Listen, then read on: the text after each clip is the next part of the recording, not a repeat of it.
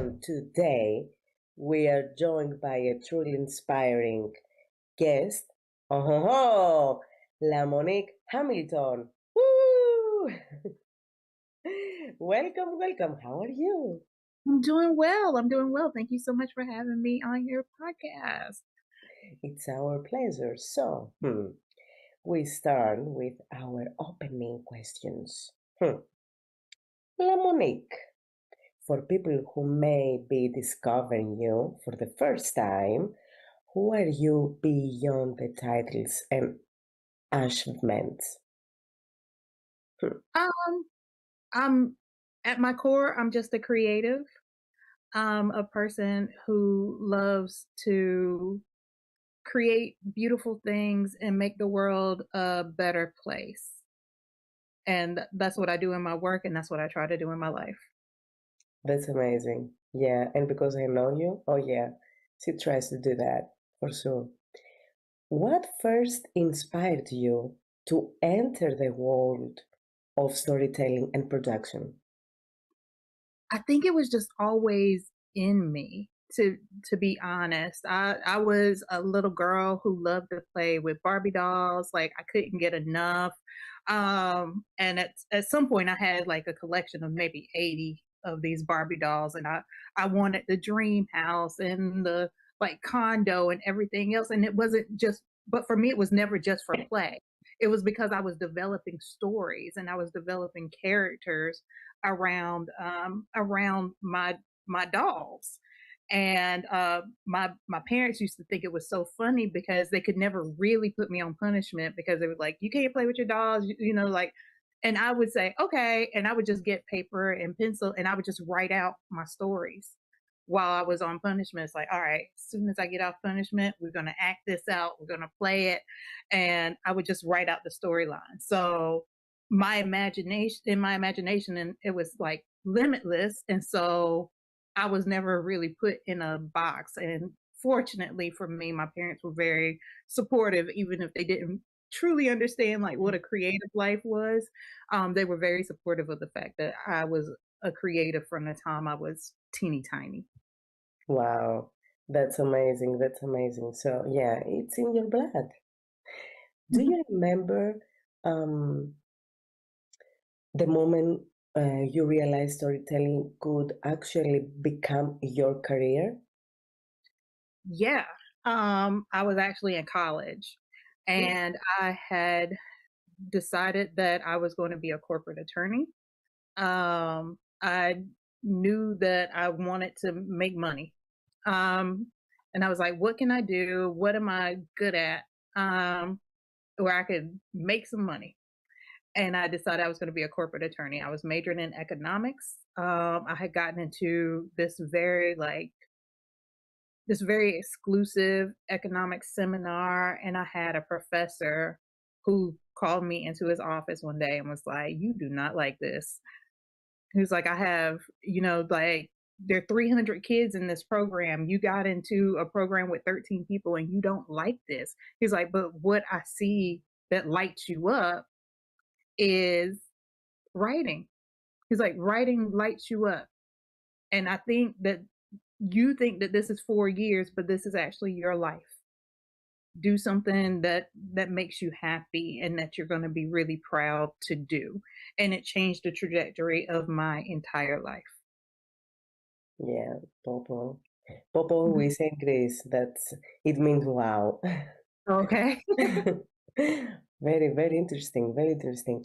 Okay, so growing up, was there a particular story, film, or person that shaped the way you see the world today? um there were so many, but honestly, when I was growing up, the stories that were around me really shaped who I became. Because aside from me just making up stories and storylines, I saw stories everywhere. I grew up. My dad was a mortician. He owned funeral homes, so I grew up in the funeral home, and I Mm. would see families and all you have left, and this was something that always stuck with me about that business, even though I didn't myself go into it. What was always just really sparking something for me was the fact that when you die, the only thing you have left is your story. Exactly. And who's gonna tell it? So I was young, I was a teenager, and my dad had me writing obituaries. And for maybe like a teeny tiny second, I thought I was actually going to be an obituary writer. Um, because I was writing people's stories, and I just felt very honored that people trusted me in that way, especially being so young. I think I wrote my first obituary when I was 14. So just to trust me in that way and to see those stories, and those are the stories that really inspired me, because I would see them, like week after week after week, you see people in their final story. And it makes you think. Mm, very, very nice. You were very talented from very young age. That's amazing. So, you are an Emmy-winning producer. Congratulations, of course. Yeah, thank you. What project led to that moment, and what did it mean for you personally? Um, a project that I was really, really proud of. This, my friend Mel House. We've known each other for more than 20 years. Our babies grew up Yeah. together. And gosh, 5 years ago now, she was working on this project. She's been working on it longer than that. And she was like, I have this project. I want to develop it as a web series. And will you come on and work as a producer? And I was like, okay. At the time I was working in the social justice movement, and I didn't have a lot of room for creativity. So Mm. while I was working on developing narrative, everything was nonfiction narrative. So having a chance to work on something that was fictional, but that was very much based in truth. It's about women's anger, and how we use that anger to make a positive impact. The name of the project is Hot Angry Mom. So I resonated with that right away. I was like, well, I mean, if nobody else thinks I'm hot, I think I'm hot. And, I was like, and I definitely have a lot of anger inside of me. I was going through a divorce and everything. So I was like, I Oh. know anger, and I'm a mom. So the project really resonated with me, and we started out really small and mighty. And Mel, to her credit, she's amazing. She's a trailblazer, and she just took that project all the way. She was unstoppable. She took it on the film festival circuit. She made sure that we got mentioned. We worked tirelessly to make sure that the project got in front of as many eyes as possible. And we saw, I went on the festival circuit with her on the West Coast, and we saw in real time people coming up to us and like, I'm a hot angry mom, and hot angry moms, da da da da da da da da, and they really resonated with the project. So last year, when I found out, when she told me that we were nominated for an Emmy, I was like, oh, this is full circle, because out of all the projects I've done, the fact that we were nominated for that project just meant so much, because I got to do that with my friend. Um, and it was just an amazing full circle moment. Wow. I think that every time that you will answer, I will be like, wow. So it's very interesting because also it's something personal. Yeah. And the most important is that the people, the audience after they came to you. So I'm sure that they felt a lot when they watched this series. And for sure, you did that with your friend. That's amazing. Mhm. Everybody wants to do stuff with their friends. Yeah, yeah. It's the most So important. I'm so blessed in that way that I get to do amazing projects with people that I already like. Yeah. Um, because I'm surrounded by creatives. So it makes the road a little easier because getting projects done is really difficult. Um, and so being able to do it with people that you like, um, admire, respect, and trust means everything, means the world to me. I'm sorry, I'm a little sick. Oh, you're fine. You're fine. Exactly, this is very important. The most important, I think, to have around you people that they are good people, they have good souls. Yes. Every creative journey has turning points. Okay? Hmm. What was one moment that completely changed the direction of your career? Oh gosh, there have been so many. But the most recent one is actually where I am right now. Um, Next month will be 2 years since I started my own boutique production firm, Center Creative. And being a full-time entrepreneur, I've always done this while working in other areas, like because we got to make money. Um, and so being able to do this full time as an entrepreneur, seeing like the highs and lows of that there have been moments that have like surpassed my wildest dreams. And there have also been so many moments where I just want to like curl up in a ball and just cry my eyes out, because it's so hard to get people to see the vision and to put investment, to put capital, to put dollars behind it.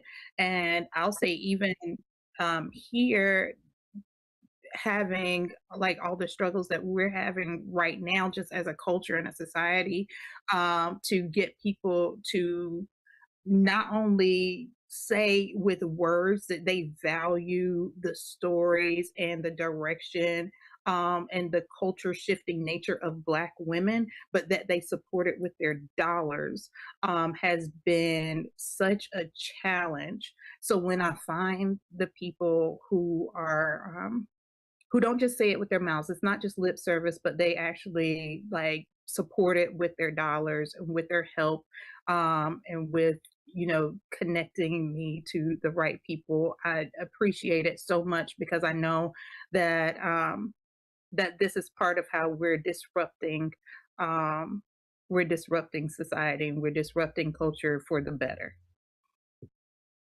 And the community and the support for the other people is very important. Yes, yes. And when you start something alone and you have a dream, it's very important. So you've worked with major digital platforms reaching millions of viewers. What have those experiences taught, touch, I said right? Let's see. Taught you about the power of media today. Um, oh, I've been so thankful to have worked with, with major platforms, with major like celebrities, politicians, who have large platforms, and it's taught me two things about media: that it's moving at the speed of light, Hmm.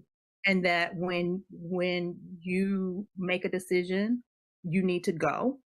Um, doubt while you like doubt right before you go to sleep. Because once you get up and you get going in the morning, there's no time for it because things are literally changing at the drop of a hat.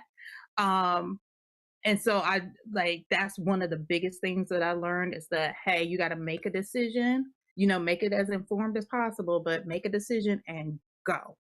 And let everything else fall into place. And I've also learned and this is, like, to my benefit, as a small business, that being small right now means being nimble.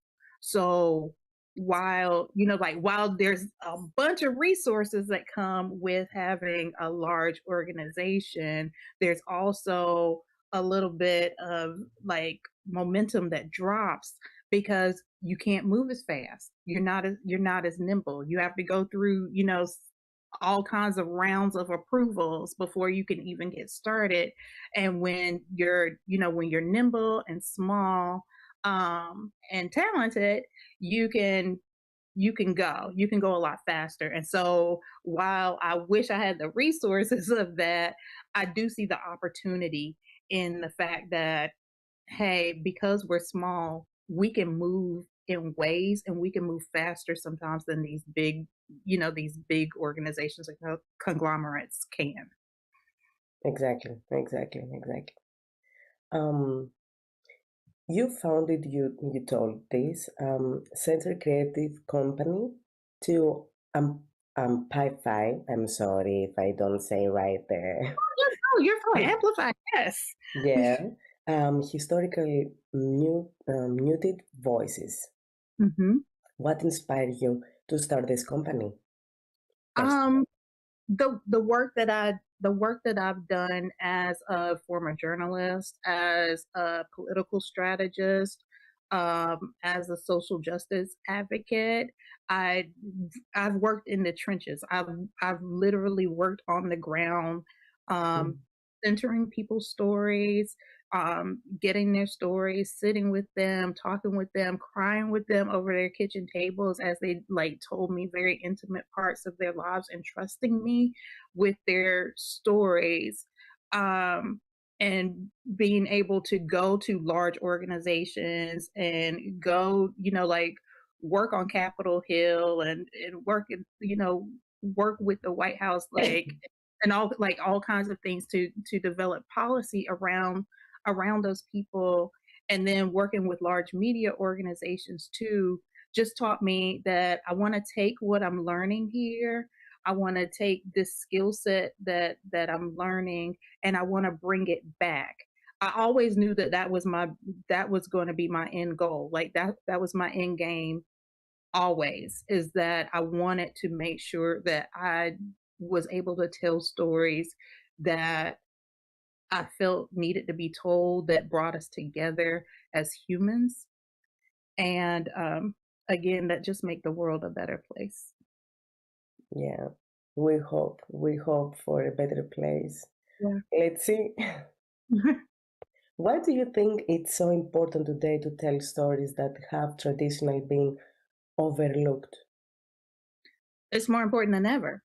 It's more important than ever. I see, unfortunately, as organizations are merging, developing, that we're entering a media monopoly, which is scary. Um, and because of that, it is very possible that, as far as mainstream media is concerned, only one type of story will be told. And that is not who we are as people. That is not who we are as a culture, as society. We have many stories, many walks of life, and there's no one story that's more important than any other story. So right now, this it is a form of revolution, to Mhm. be honest. Our stories, and telling these stories in this particular moment when everything is telling you to stop, is a form of revolution, and it is a form of disruption. And I am here to disrupt. Wow, wow, wow, wow. You see? Again, wow. um, Now, your book. Yes. Your book, Shift Essays. I said right, huh?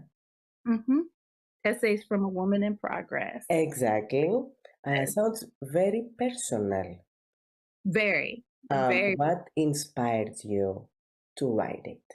So Shift started out as a newspaper column. I had a Mm, weekly newspaper column that I did for several years. Um, And that started out just me allegedly telling stories about coming back to my hometown and just things that I see from a different lens because I had lived out of state for so long before I came back, and that's what I pitched my editor. Like that's that's how we got started, and then it quickly turned into much more personal stories because I was personally going through a lot of transition at the time. Again, I was going through a divorce. My son was growing up and graduating from high school, and so I was having to navigate. Oh, he's getting ready to leave. Like he's going off to school, and what am I going to do now that I'm not going to be like a hands-on everyday mom for the first time in my adult life? Oh I my became gosh. Yeah, I became a mom when I was 21. So this was I didn't going to be know that. Yes, yes, my son's 24. So this was gonna be the first time that I was like, okay, it's just me and I don't even know how to navigate that. And then with my career and making new decisions around my career and where I wanted to go next and what I wanted to do next, it was just a bunch of transition happening. And I wrote my way through it, and people were reading along, and they kept telling me, it's like, I wish you would just put this all together in a book. Like, I wish you would just go ahead and do that. And the Holy Spirit just kept like knocking, like, girl, it's time, you have to, it's time for you to write the book now. So when it came out, that was 2 years ago. That was actually the introduction. The way I introduced people to Center Creative was by putting out the book. So it's Congratulations again. Thank you. Yeah, it's been a fun 2 years. It's been a fun 2 years with it. But it's a big step, and Yeah, it's very important. A book, and with you inspire other people, other women, but other people too. So this is very important. Every step that you do. I appreciate that. I appreciate people inspire me right back. So I think that's when you put that energy out, you get that energy back, and I get it back in spades. Yeah, So I appreciate it. this is true. Um, what does the phrase "a woman's progress" means to you? Um, it means that I'm not seeking perfection. Mm, I'm I'm seeking excellence. Um, and that seeking is that's part of the story. Like seeking a lot of times just is the story. Because we want to be at our destination so bad. I know that there's this phrase called soft girl era, like the soft girl era. And while I am a big proponent of having soft girl moments because we deserve them and we deserve to, float and live in our feminine energy all the time. Um, this idea is somewhat flawed because it means that you don't really go through anything. It's like you're just going from mountaintop to mountaintop, and that's not life. mm. Um, and so being in progress means that we accept both the highs and the lows, the mountaintops and the valleys, and that we grow from it. We become better from all of it, and that we really appreciate our journeys, no matter where we are and where we're sitting in those journeys. The journey is the most important. The Yeah, journey, the journey, and the people who someone has around. It's the people also. They are very important for yeah, this journey. absolutely. What do you hope readers take away after finishing the book?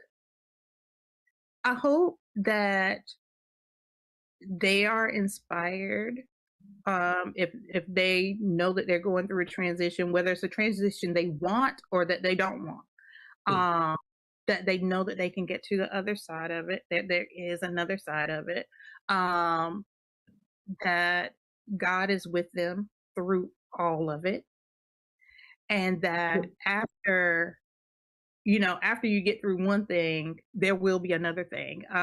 There's always a shift happening. I live in constant shift.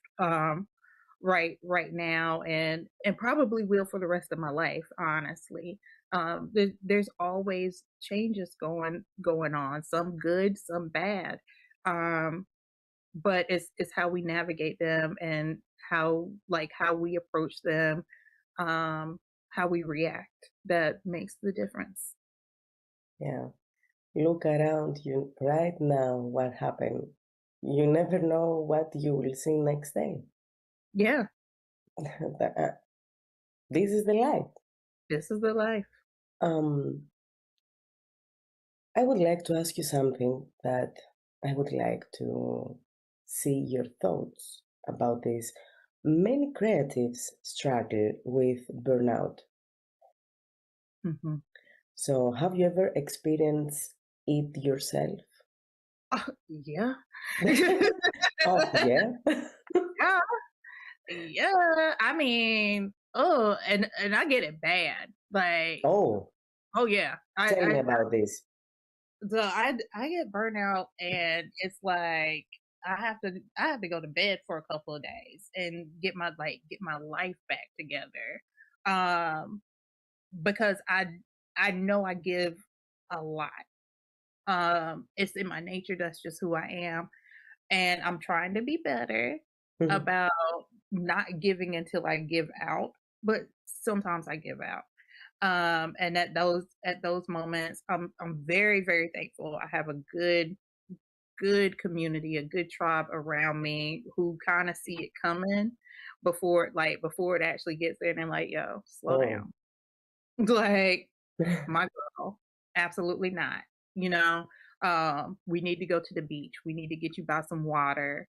Um, we need to just go to dinner. Like, you need to not think about this for a little while. Like, you need to replenish and get renewed. So I'm so thankful that I have this tribe of folks who get me, who understand it, who also know burnout, like, very personally. Um, to help us get through it, because there's so much work to do. Um, and the work doesn't stop. Like, we might stop and the world keeps turning, and the work that we're doing is too important for us to stop forever. So we have to get each other back together so that we can keep going. we need balance too, Yeah. for Yeah. sure. We need balance. Um, okay. What kinds of stories do you believe the world needs more of right now? This moment that we live right now, we live weird moments right now. Mhm. So, what stories you believe that the people needs right now? Um, there's I think people need to laugh right Mm, now because there's so much sadness happening. Um, and I'm trying to think of the kind of projects I've been drawn to lately. I've been drawn to comedy projects because I do think people need to laugh right now. Um, I'm also being very drawn to stories that really dive deep into mm, what is actually happening, stories where we learn, um, making sure we learn from our elders, that we learn from the people who came before us, because I do think that we're repeating some things that did not have to be repeated. mm. Um, and so I'm drawn to stories where we actually learn from the past, and in an attempt to stop this before it goes a little too far. Um, those are the stories that I've been drawn to right now. As much as I love a smart show, I love smart work. Um, but my friends will tell you I also love, like, really goofy things. Okay. I love fun things. I love a little goofy work. Just something that kinda takes you out of here, like escapism. Okay. Um, yeah, I'm definitely drawn to that, but the work that I doing, when it comes to, like, comedic work is more of just, like, smart comedy. I really love, like, a smart, well-written, um, piece, whether that's, like, a TV show or a movie or a book. That's what I'm drawn to most, and that's what I like to actually create. And with the comedy, you can see and you can tell the more serious stuff with Yeah, comedy. yeah, yeah. Oh, That's why I enjoy stand-up comedians too. I enjoy stand-up comedy because they're really just putting a lens on us, on all of us and how we think and how we act as a culture and a society. And they really stand up there and just bear it all, and we laugh because we see ourselves. oh yeah, yeah, exactly, exactly. This is true. When I tell to the people about even for the bills, they are laughing, but they know that it's true that you have Yeah, huge bills for health secure, and it's it's crazy. yeah, It's crazy. But if if you can change something, just laugh. right. That's all you Yeah. have. I mean, it's right now we might just be laughing to keep from crying because Yeah. Let's start laughing. and we feel better. We feel better, and we feel like, hey, if we can, we can still crack a joke, if we can still manage to, be very unserious about serious matters, we're probably gonna be okay. Yeah, I hope so. I pray too. And everything will be okay. Yeah. Let's see. God knows. For a reason, everything. Who Yep. knows? Yep. Are there any upcoming projects you're especially excited about? Oh my gosh, there's so many projects that I'm doing right now. I'm working with some of my clients on, that I'm excited about, that hopefully within the next couple of months we'll be able to like start to roll out and talk about it more. I have a Mhm. personal project that I've been working on that I hope to share very, very soon. I wish I could share it right now because I'm excited about it. But I hope I'm able to share it really soon. But yeah, we have some fun things happening at Center Creative right now, so I'm excited about it. We can wait. I can wait for sure, 100%. Um, and I would like to saw your new projects for sure. Oh yeah, absolutely. 10 years from now, what impact do you hope your work will have had on the industry? Um, like I said earlier, I'm very unapologetic about the fact that I'm here to disrupt. Hmm. Um, so I hope that I'm seen as a disruptor. I hope that I'm seen as a person who doesn't go along to get along, that I challenge people, that I'm a pusher, um, very unapologetically so, but it's because I know the potential that is Hmm. there. And so I hope that in my disruption and in my challenging and then in my pushing that I also revolutionize what's happening in the industry. And that's how I want to be seen, and that's the work that I do every single day. You will do that. You do that from now. So, I mean, you are a very successful woman, and you do a lot of stuff that you can give hope to the world, 100%. And if you could leave our audience with one message about storytelling and purpose, what would it be? Your story matters. Mm, That's wow. yeah, yeah. Oh my gosh. And no matter how you choose to tell it, because everyone's not a creative, everyone's not a storyteller.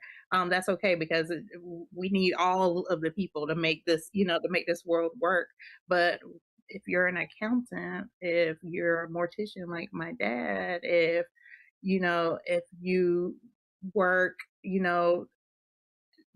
as the garbage man, like no matter what it is that you do, you have a story, and your story matters. It matters to your family, it matters to your neighborhood, it matters to your community, and ultimately it matters to the world. Um, yeah, so that's what I leave everyone with. Your story matters. This is so beautiful. This is so beautiful. And this is so true. Now, this is the time for the games. Okay, okay, I'm nervous, but we're gonna go with Oh, it. no, no, Let's no, no, no. Don't be nervous. So, let's laugh a little bit. I try to not put but next time for sure I will have you here with the new project. So I will have new questions for the games. Okay, Hmm. Now it's more calm. Okay. So okay. this is the game, yes or no. But sometimes you have to choose between two. Ooh. Okay. Okay. Okay. All right, let's go. Are you ready? Yep. 1, 2, 3. Let's do that. Do you believe storytelling can change the world? Yes. Have you ever doubted your path as a creative? Yes. Do you prefer writing or producing? Quick. Producing. Producing. Do you Yeah. believe every person, and you told me that, do you believe every person has a story worth telling? Yes. Yes, you told me that. Have you ever started a project you were afraid to finish? Absolutely. Yes. Um, do you think social media helps storytellers today? Mm, No. No, I no. don't. I believe the same too. Do you write better at night than in the morning? Yes. Yeah. I'm a night owl. Mhm. Have you ever cried while writing something personal? Oh my gosh. Yes. I used to cry all the time, like while I was writing my column at work, which like I had a really big like don't cry at work policy. Um like a huge, like a huge don't cry at work policy. And yeah, and then I think I just turned 40 and didn't care anymore. And I would write and cry. And I mean writing and crying at home, I do that all the time. But yeah, I started doing it at work. Like it is what it is. You're gonna like they always knew like if that started happening that they were gonna get something really good that week. So Okay. Okay. Now we want only your smiles. Um, do you think creativity comes more from discipline than inspiration? yes, at a point. Hmm. I think it starts off as inspiration, but it's what you do with that inspiration. Like the discipline gets you over the finish line. Hmm. Did you collaborate with someone who didn't like you? Mhm. Mhm. Okay, it's normal. I think everybody.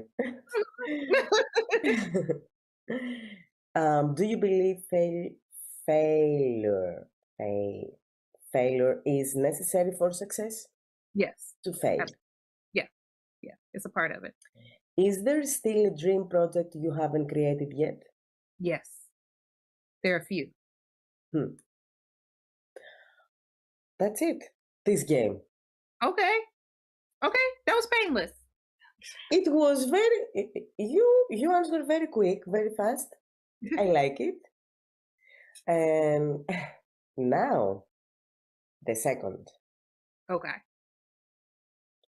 You will repeat the phrase that I will say in Greek. Okay. Okay? Alrighty. Listen me. Θέλω έναν κόσμο καλύτερο.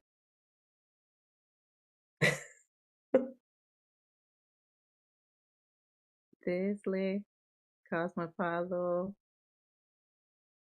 Cosmetelo.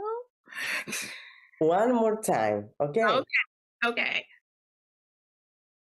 Θέλω έναν κόσμο καλύτερο. Tele. Θέλω Telo. Cosmo. έναν κόσμο Eno Cosmo. Oh my gosh.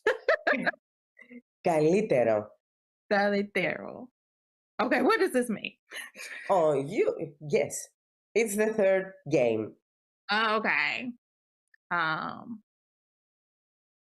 See, and I'm like, all I know is Cosmo, and I'm thinking Cosmopolitan, which is a drink. So I'm like, I feel like I'm not getting this right. Don't worry, don't worry. Don't worry. Oh no. Tell something. What do you think?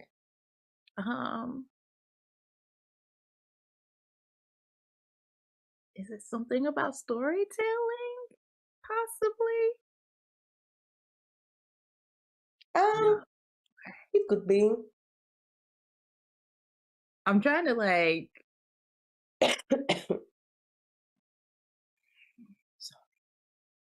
Girl, no. Like I don't know. Okay. So it means I want a better world. Oh, I want a better world. Okay. Well, Cosmopolitan stuff with that too. Cosmos, it means world. World. Okay. Yeah. Okay. Yeah, and from storytelling, you can do everything. Yes. You can Yes. inspire the other people to be better. Okay. So after this, you have to write that down for me because I want to learn it. I want to learn it so Okay, that when of course. so that when you air this, I can come back and redeem myself. Okay. Okay, of course. Of course. Thank you so much for um, for everything for today, for your answer. It was amazing. I'm sorry I was sick. No, you don't apologize for being sick. We just want you to get better and get well as quickly as possible. Yeah, I hope to. And congratulations to everything that you did, and you will do more. I'm sure about that. And keep going. Would you like to tell something before we close our show? Just thank you so much. Thank you so much for having me. Thank you for giving me a platform to talk about Center Creative and the work that we're doing. And if anybody wants to follow me, my handle is I am LaMonique on all social platforms. Follow her. Follow Mhm. her because she has more stuff to do and new projects are coming. Your projects are coming. Oh, They're coming. yeah. Smile. Thank you very much. Eat, dance, and opa. Opa. Opa. Bye bye. Bye bye. Thank you.